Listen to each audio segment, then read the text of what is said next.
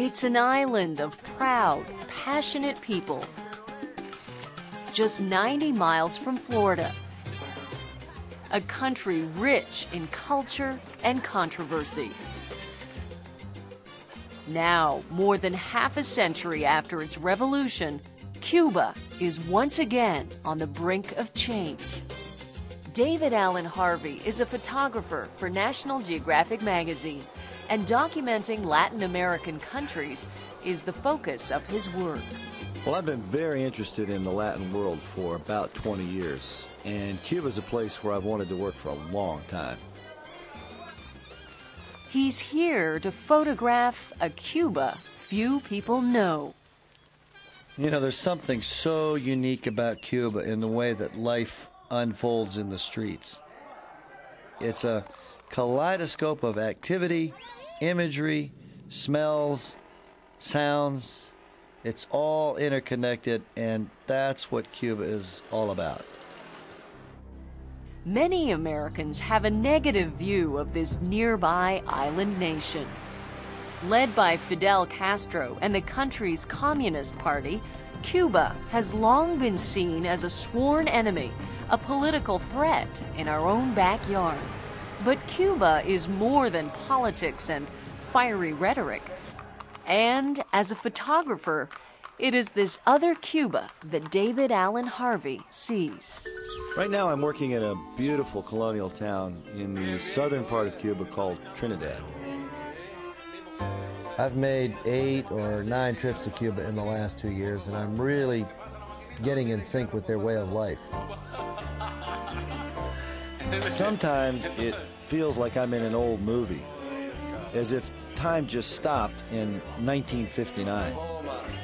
In a lot of ways, Cuba is like a time capsule. That's why I'm here right now. I want to photograph this place before it changes. I always look at it that I'm photographing the end of one thing and the beginning of something else. It's the end of the revolution, and it's the beginning of whatever's going to happen from now on. So it's a real important thing for me to document this little slice of history.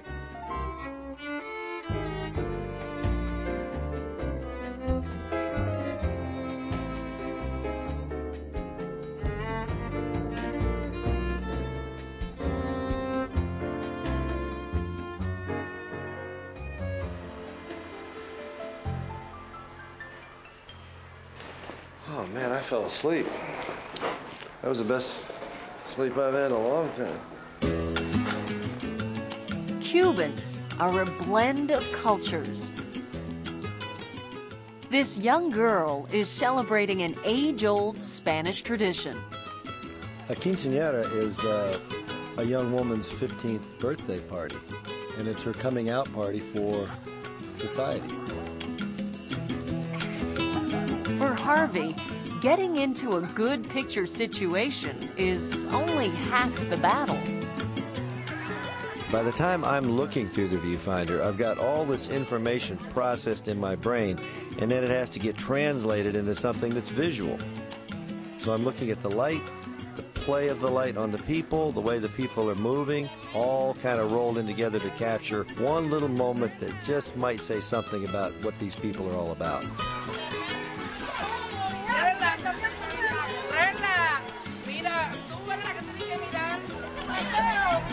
The whole neighborhood's gone nuts here. I'm trying to do a 15-year-old girl a favor here by taking her 15-year-old picture.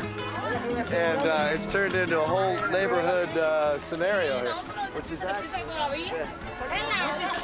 Yeah. Ultimately, I'm going to take a Polaroid picture, but if I give her the Polaroid picture now, that'll end everything.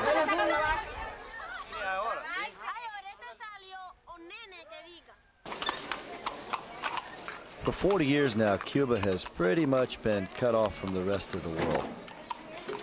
Some of the things that we take for granted, for example, Cubans have never had the opportunity to enjoy. Truth is, people just don't have very much in Cuba, and that has forced them to become incredibly resourceful. Well, this plane got here. Let's hope it gets back here one more time. All over Cuba, people make do with what they have.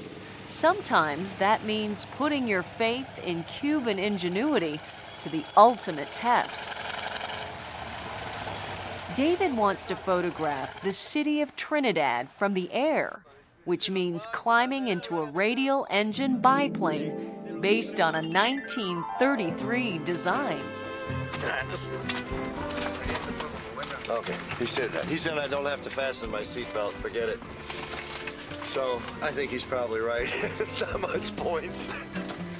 That's the first time I ever had a pilot. I start to fasten my seatbelt and he says, don't worry.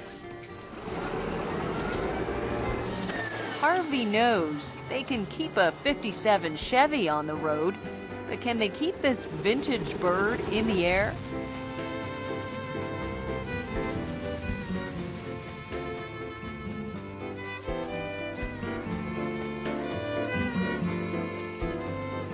Once I got over the smell of gasoline and burning oil and the fear, I started to actually enjoy myself and take in some of the scenery. This old airplane is like a time machine, and it got me thinking about Cuba in its heyday. Part of what's so appealing about Cuba today is that you can just stand in the middle of the street and actually see this country's past. That's just one of the things I'm trying to capture and photograph while I'm here. Some things in Cuba never seem to change. You cannot go anywhere in Cuba without seeing baseball. The kids are playing baseball absolutely everywhere. They can make a baseball diamond out of any space. They can make a baseball out of anything. They use their hands for bats or a stick. And grown-ups share their obsession. Every day, groups of men gather here not to talk politics, but baseball. These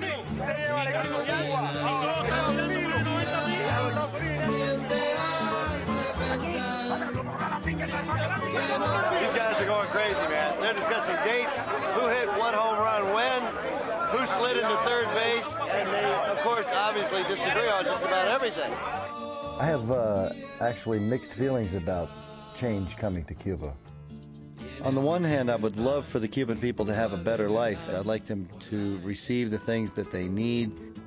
At the same time, I would really love to see them preserve this sense of innocence that they have and move into the future somehow protected.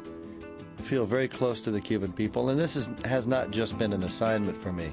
Cuba is a place where I know I will always return, and I wish them a bright future.